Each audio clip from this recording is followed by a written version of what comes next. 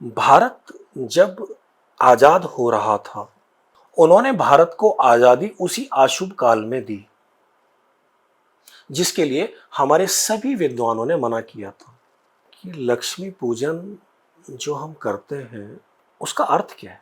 त्योहारों के समय से 10 दिन पहले सभी को प्रणाम। मैं फिर से स्वागत करता हूं आपका, क्योंकि हमारा खास कार्यक्रम जो है आपके लिए कुछ ना कुछ अलग ही लेकर आता है। तो इस कार्यक्रम में हम बातचीत करने वाले हैं, क्योंकि अभी देख रहे हैं कि जो हमारे भारत के ज्योतिष शास्त्री हैं उनके अंदर भी एक भ्रम पैदा हो चुका है, जिस पर बहुत तरह तरह के ज्ञान आ रहे हैं, बहुत तरह तरह की बातें हो रही है। उसी पर आज हम विचार करेंगे, जिसमें हमारे साथ में रहेंगे हमारे गुरुजी सुधीर गुरुजी, जिनका वीडियो पहले भी हमने आपको दिखाया था। और हम अपने इतिहास को जाने, जितना हम इतिहास को पढ़ेंगे उतना ही हमें आगे बढ़ावा मिलेगा। जो जानकारी आपको सटीक मिलती है, जो हमारे पूर्वजों ने जो जानकारी हमें दी है, जो हमारे पूर्वज ज्योतिष शास्त्री रहे हैं उन्होंने कुछ ना कुछ जानकारी अच्छी ही दी होगी, इसीलिए हमारे वेद और पुराण तैयार हुए हैं।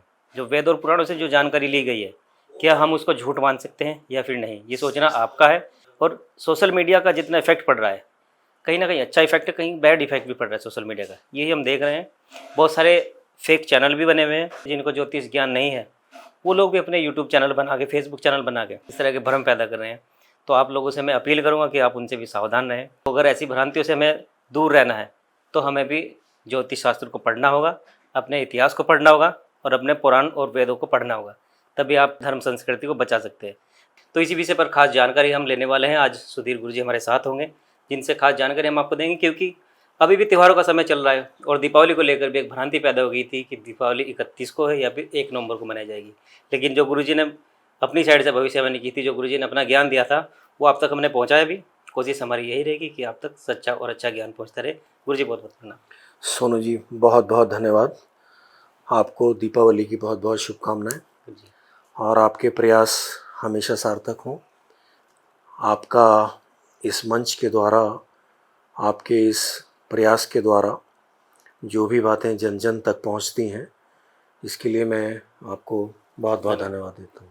तो गुरुजी आज फिर स्वागत करेंगे, क्योंकि हम शुरुआत इसीलिए करना चाहते थे। एक ज्योतिष, आज ज्योतिष शास्त्रियों के अंदर भी एक भ्रांति पैदा हो रही है, और ज्योतिष ही अपने बहुत सारे हैं जिनका तालमेल एक साथ नहीं हो पा रहा है। गुरुजी, तो मैं चाहूँगा आज उसका थोड़ा सा एक ज्ञान दीजिएगा। सोनू जी, जब सही स्थान पर कुछ गलत लोग बैठ जाते हैं तो आम जनता के लिए एक समस्या खड़ी हो जाती है, वो किसी भी विषय पर क्यों ना हो। एक क्वेश्चन बनता है कि ये सारी विडंबनाएं, ये सारे भ्रम हमारे ही त्योहारों के साथ ऐसा क्यों होता है। ज्योतिष विद्वान भारत में नहीं पूरे विश्व में हैं, और ये जो त्योहारों के समय से 10 दिन पहले एक इस तरह की मुहिम चलाई जाती है, ये आज नहीं कल होगा, 31 को नहीं पहली को होगा, या पहली को नहीं 31 को होगा, इससे आम आदमी तो भटकता ही है। लेकिन एक प्रश्न बनता है कि इसी वक्त क्यों, ये सारे साल क्या करते हैं। जब हमारे त्योहार आने वाले होते हैं, ये तभी क्यों होता है ऐसा। रक्षाबंधन का त्योहार आ रहा है, दीपावली का त्योहार आ रहा है, होली का त्योहार ये भ्रम आखिर हमारा 10 दिन पहले ही क्यों बनता है। ये अध्ययन हमारा पहले से क्यों नहीं होता। और हमारा दुर्भाग्य है कि हमारे गुरुजनों के जो प्रयास हैं, हम उनको आदर नहीं दे पा रहे। हमें बड़ी शर्मिंदगी महसूस होती है जब हमें सही बात के लिए भी प्रूफ देने पड़ रहे हैं। मैंने कल बहुत सारे मित्रों को 1944 में जो हमारे विद्वान रहे हैं, उन्होंने 1 नवंबर के लिए अमावस्या की घोषणा कर रखी है पंचांग में। मैं वो सारे आपको दूंगा, आप ये सब दिखाना इसमें। क्या वो सब लोग गलत थे? क्या हमें उनकी प्रयास को आदर नहीं करना चाहिए? एक छोटी सी बात है, शताब्दी पंचांग जो 100 साल पहले हमारी गणना हुई 1944 में, अभी 70 वर्ष पहले जिन विद्वानों ने उस पर काम किया है, क्या वो ऐसी कर लिया उन्होंने? क्या इतनी सी बात हम लोग देख नहीं पाते? हमें उसको भी देख लेना चाहिए। दूसरी बात, हमारे सनातन पर, हमारी संस्कृति पर, हमारे त्योहारों पर ये आज से नहीं, बहुत समय से ये प्रहार किसी न किसी रूप में होता चला आ रहा है। हमारी मासूमियत कहें, इसको कमजोरी कहें, या हम अपना दुर्भाग्य कहें, कि हमें कोई भी बात गलत तब समझ में आती है जब वो 20-25 साल गुजर चुके होते हैं। बिल्कुल। हमें उस वक्त वो गलत बात गलत समझ में नहीं आती है जब वो हो रही हो, जो वो चल रही है। समझ में आ जाए तो हम उसको रोक भी लें, लेकिन हमें समझ में ही नहीं आता। हमारे देवी देवताओं ने हमारी संस्कृति के लिए, धर्म की रक्षा के लिए उन्होंने अवतार लिए। आखिर ऐसा क्यों करना पड़ा? देखिए, मैं आपको बहुत ज़्यादा पुराना नहीं, थोड़े से ही पुराने की बात कर रहा हूँ। भारत जब आज़ाद हो रहा था और जो अंग्रेजी गवर्नमेंट यहाँ पर भारत को आज़ाद करने जा रही थी, उन्होंने भारत के सभी ज्योतिषियों को, जो विद्वान थे, उनको बुलाकर एक मीटिंग की और उन्होंने ये पूछा कि आज़ादी के लिए शुभ समय कौन सा होगा और अशुभ समय कौन सा होगा। तो हमारे विद्वान सभी मासूम, उन्होंने इसकी गणना बहुत अच्छे ढंग से की और ये समझाया कि शुभ काल में यदि भारत आज़ाद होता है तो भारत विकसित होगा, लेकिन अगर इस काल में भारत आज़ाद होता है तो भारत के लिए समस्याएं बहुत खड़ी होंगी। वो नहीं जानते थे कि सामने वाला क्या सोच रहा है।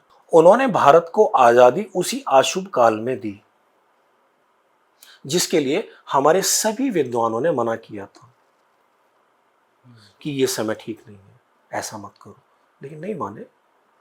उन्होंने उसी समय पर भारत को आज़ाद किया जिस पर हमारे ज्योतिष विद्वानों ने ये सहमति बताई थी कि अगर इस वक्त भारत को आज़ाद किया जाएगा तो भारत विकसित नहीं होगा, यानी भारत के भविष्य के लिए गलत रहेगा। गलत होगा। लेकिन उन्होंने जाते जाते भी अपना खेल खेला। मतलब राजनीति अंग्रेज चला के गए, फिर भी हाँ, चालाकी छोड़ के गए। अब देखिए, इसके पीछे अभी मुझे याद आ रहा है कि किसी वीडियो में आपने मुझसे पूछा था शुभ मुहूर्त का जी। और अशुभ मुहूर्त का क्या फल होते हैं। अशुभ मुहूर्त में हमें ये मिला तो बड़े संघर्ष के साथ हम यहाँ तक आए हैं। हमने अपने शरीर के टुकड़ों को अलग होते हुए देखा है, अपने देश के टुकड़ों को अलग होते हुए भारत देखा का है, विभाजन हुआ है, सीधी बात है। और ज़्यादा समय नहीं लगा, हम्म, उसी समय काल में ये विभाजन हुआ। परिवार टूट गए। लेकिन वो लोग हमारे ज्योतिष विद्वानों से इतने प्रभावित थे कि वो जानते थे कि इनकी गणनाएं गलत नहीं है, तो उन्होंने किया हमारे लिए गलत, लेकिन हमसे प्रभावित तो थे। अच्छा, पूछ के भी हमारे विद्वानों से गलत क्या हो रहा है। हमारी संस्कृति की धज्जियां उड़ाने के लिए जी। सभी तरह के प्रयास किए जाते हैं, हमें तबाह करने के लिए सभी तरह के प्रयास किए जाते हैं। 1980 से लेकर और सन 2000 तक हमें तो 20 साल के बाद समझ में आया कि ये सब हमारे साथ क्या हो रहा है। पूरी दुनिया को मिस वर्ल्ड सिर्फ भारत की ही मिली, क्यों? एक मिस वर्ल्ड बनेगी, पूरे देश की लड़कियां, उनकी माएं मिस वर्ल्ड की होड़ में आ जाएंगी। संस्कृति की तो धज्जियां अपने आप उड़ जानी है। बिल्कुल। हमारा कल्चर कहां बच पाएगा? इनको पूरी दुनिया में 20 साल तक मिस वर्ल्ड कहीं और से नहीं मिली, भारत से ही केवल मिली। इंडिया से सिलेक्शन किया। अब इसके पीछे कारण चाहे जो भी हो, मैं उस पर नहीं जाना चाहूँगा क्योंकि मेन मुद्दा आज कुछ और है जी। लेकिन मैं इतनी बातें इसलिए बता रहा हूँ कि हमारी संस्कृति पर हमेशा प्रहार होते रहे हैं और आज भी कुछ इसी तरह के प्रहार हो रहे हैं कि हमें अपनी सही बात को, अपने गुरुओं के मार्गदर्शन को, उनके प्रयास को आदर देने के लिए हमें प्रूफ देने पड़ते हैं। हमें ये समझाना पड़ रहा है कि नहीं, ये सही है और ये गलत है। और एक ज़माना ऐसा आ सकता है कि शायद कुछ सही लोग कम रह जाएंगे और गलत लोग ज़्यादा हो जाएंगे। तो क्या होता है फिर? कुछ गलत लोग मिलकर उस सही की या तो हत्या कर देते हैं, जी। किसी को सूली पर चढ़ा दिया जाता है, किसी का कुछ और हो जाता है, लेकिन कहीं ना कहीं सच का तो गला घोटा ही जाता है। बिल्कुल। क्या ये बात हम अभी नहीं समझ सकते? आपके माध्यम से मैं एक प्रश्न पूछना चाहता हूं उन सभी से। ये जो 10 दिन पहले हम एक बवाल मचाते हैं, ये सारे साल हम इस पर अध्ययन क्यों नहीं करते? हमें जब त्योहार मनाने के 4-5 दिन रह जाते हैं और आम आदमी पूरी तरह से भटक गया होता है, ये तभी क्यों होता है? क्योंकि हम आम आदमी के जहन में ये डालना चाह रहे हैं कि ना हमारा ज्योतिष कुछ है, कुछ लोग कुछ बोलते हैं, कुछ लोग कुछ बोलते हैं, भटक जाता है एक आम आदमी। यहां भी हमारी संस्कृति को लेकर प्रहार हो रहा है जो समझ में नहीं आ रहा है। मेरा निवेदन है, इन सब बातों पर अगर कोई अध्ययन करना है तो त्योहारों के काल पर ना किया जाए। आप 2 महीने पहले करें, आप 4 महीने पहले करें, आप 6 महीने पहले करें और एक घोषणा कर दें। और अगर आपसे 3 दिन पहले तक भी ये घोषणा नहीं हो पा रही है, जी। सही आदमी को तो फिर सामने आना पड़ेगा, सही आदमी को तो प्रूफ देने पड़ेंगे। अगर आप किसी गलत चीज का निर्णय लेंगे, किसी गलत काम को करने का निर्णय लेंगे, तो सही लोग तो सामने आएंगे, वो कहां तक चुप रह पाएंगे? सही। तो सबसे पहली बात है कि हमें ये समझना होगा कि विडंबना कहीं और नहीं है। विडंबना सिर्फ इस बात की है कि हमें इस पर एक निरीक्षण की आवश्यकता है, हमें इस पर एक काम की आवश्यकता है, वो चाहे किसी के भी थ्रू हो, कि जहां जहां पर भी जिस पद पर जो लोग बैठ गए हैं किसी भी धार्मिक स्थल पर, जी। वो ज्योतिष के विषय में कितना जानते हैं, और जो ज्योतिष के विषय में कुछ भी नहीं जानते हैं, क्या उनको ज्योतिष पर बोलने की या ज्योतिष पर निर्णय लेने के राइट्स होने चाहिए? और देखिए, गलतियां सबसे हो सकती हैं, लेकिन उस गलती को सुधारा तो जा सकता है।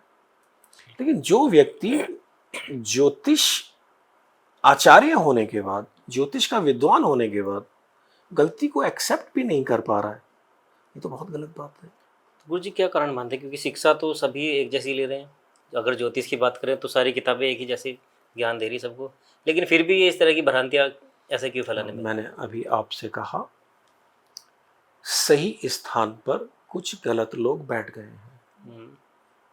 जो ज्योतिष के क्वालिफाइड लोग हैं, जो ज्योतिष के विद्वान हैं, ये उन्हीं के कारण 31 का पहली तारीख हुआ है। जी। उनके प्रयास रहे हैं, वरना तो 31 तारीख को सबको लक्ष्मी पूजन करवा दिया जाता, जबकि अमावस्या है ही नहीं। बिल्कुल। लेकिन कुछ सही लोगों के ये प्रयास हैं, जब उन्होंने देखा कि नहीं तो सब गलत हो रहा है, तो उनको सामने आना पड़ा। वो अपने स्तर पर जो भी प्रयास कर सके उन्होंने किए, और उसका परिणाम है कि सबको ये मानना पड़ा कि नहीं, अब हम 1 तारीख में ही दीपावली को करेंगे। तो गुरुजी मेरा एक सवाल और रहेगा कि क्या जैसे नया वर्ष आता है, नव वर्ष अभी आने वाला है, 2025 की हम बात करने वाले हैं, क्या नव वर्ष पे जब कैलेंडर जारी होता है, क्या सारे ज्योतिष एक साथ मिलकर पूरा गणित नहीं निकाल सकते कि जो हमारे पूरे साल के त्योहारों का एक ब्यौरा तैयार हो चुका है, अगर उसमें पहले से ही हम भली भांति परिचित हो जाए, ताकि देखिए जनता की तैयारी भी बेकार ना जाए?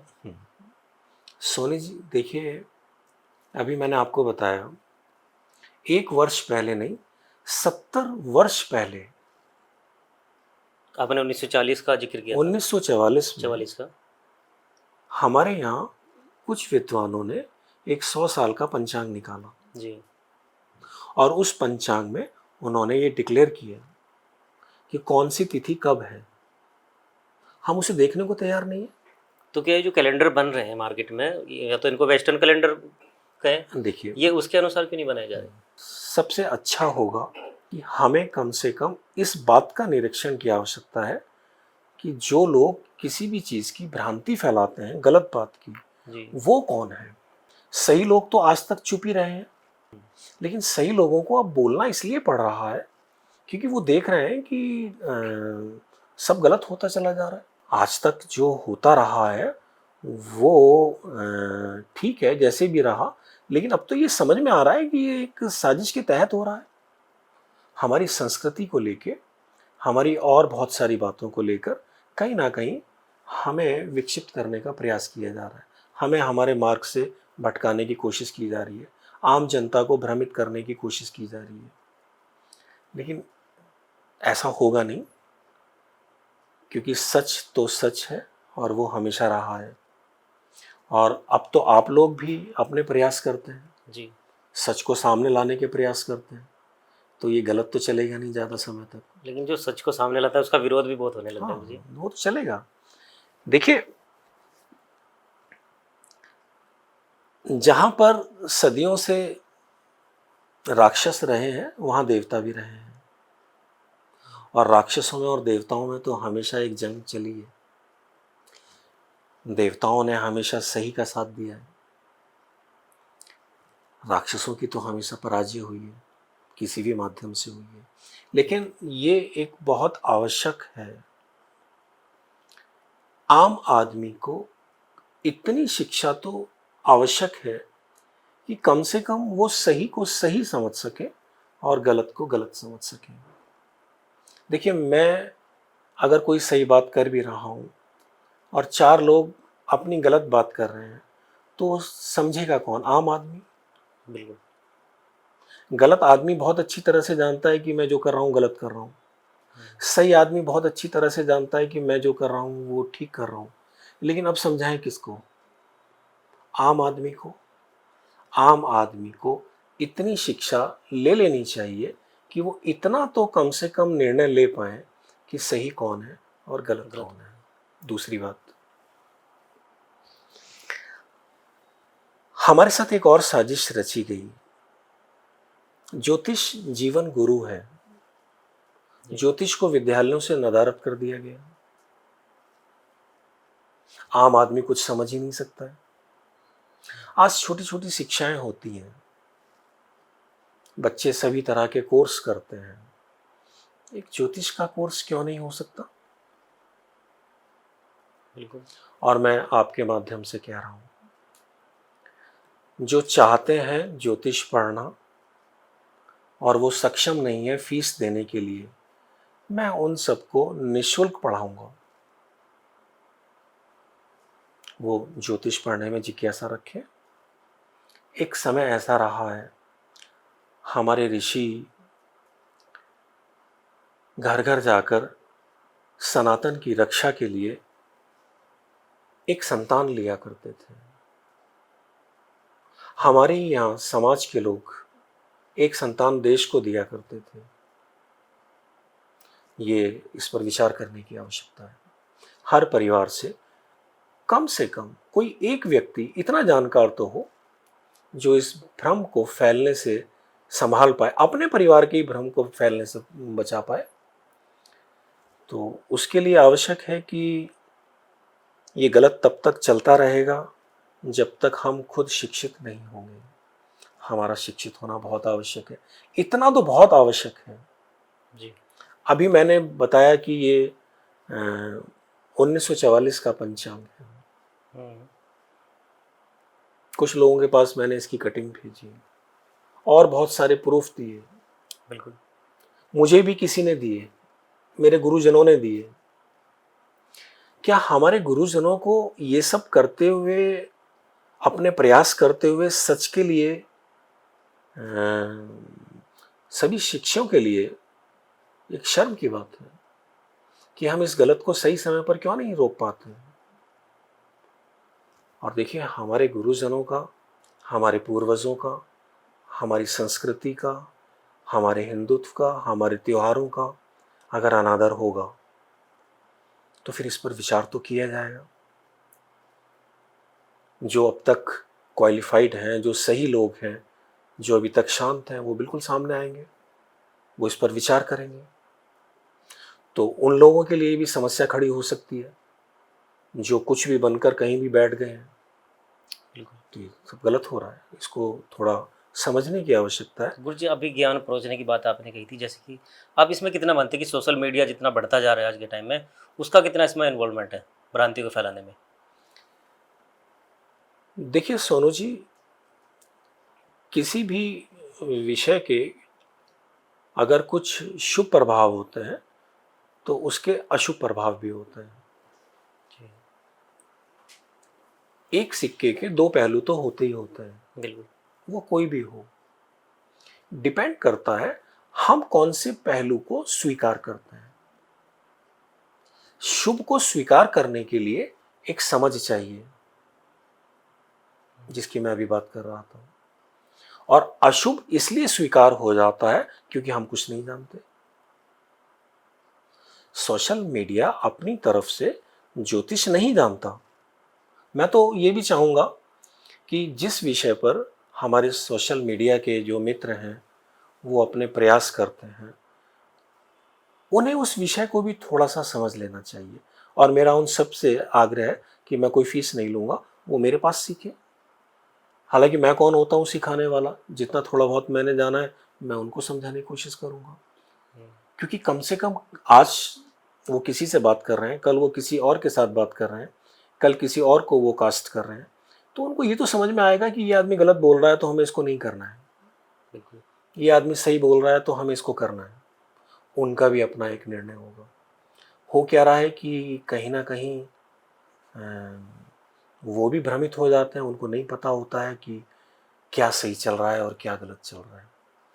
लेकिन सबसे ज़्यादा आवश्यक है आम आदमी के लिए, और हम जिस विषय को समझाने की कोशिश करते हैं उतना सभी को थोड़ा बहुत ज्ञान होना बहुत ज़रूरी है। क्योंकि एक आम आदमी के पाले में जब बॉल डाल दी जाती है वो निर्णय नहीं ले सकता।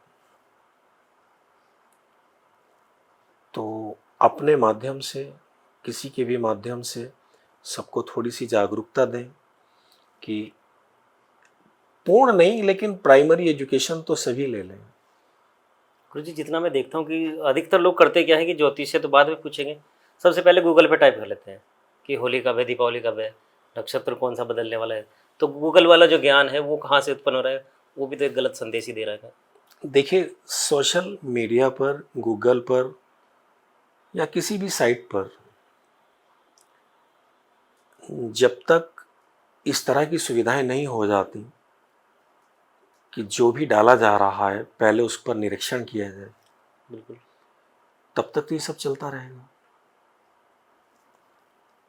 हमारे लिए कुछ आवश्यकताएं होती हैं सूचनाओं को लेने की, कि वो कौन सी सूचना है जो हमें मिलनी चाहिए, लेकिन सारी सूचनाएं तो हमारे लिए आवश्यक नहीं होती। गलत सूचनाएं जब हमें मिलती हैं तो वो भी नेगेटिविटी का कारण बनती हैं। जी। एक आम आदमी को समझाना बड़ा मुश्किल होता है क्योंकि उसने तो सूचना वहां से ले ली। आपको पता नहीं याद होगा या नहीं, लेकिन जो इस वीडियो को देखेंगे और वो समझ सकते हैं, एक ज़माने में डॉक्टर अपने पर्चे पर जब मेडिसिन को प्रिस्क्रिप्शन दिया करते थे तो उनकी हैंडराइटिंग कोई दूसरा नहीं समझ सकता था।